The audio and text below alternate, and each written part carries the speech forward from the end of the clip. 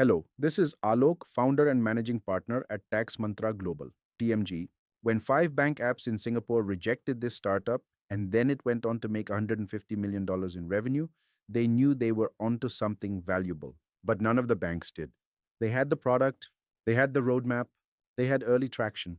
But every time they applied for a business account, they got this. Your startup does not meet our internal onboarding criteria. Translation? You're too early, too global, or just too startup for our risk profile. They realize something shocking. Singapore is one of the best places to do business, but its banking layer is still catching up with the needs of fast moving, globally structured startups.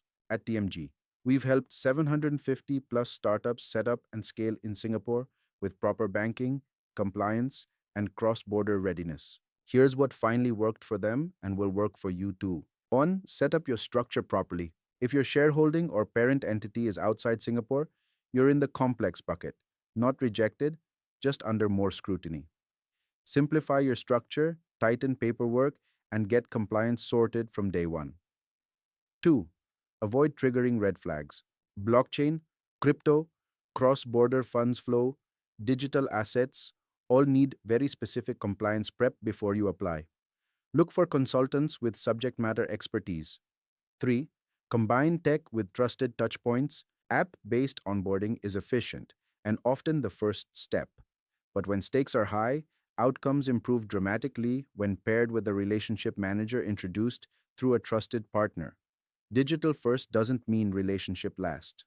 4. Show your economic substance. Banks want to see that your Singapore entity is not just a shell. Local director, address, and on pressions go a long way. 5. Use the right partners. We have cracked it because we had compliance partners and local office who knew the local landscape and knew who to talk to. Work with consultants who are well versed in both home and host country regulations. Your local advisor might be brilliant, but expertise is always domain specific.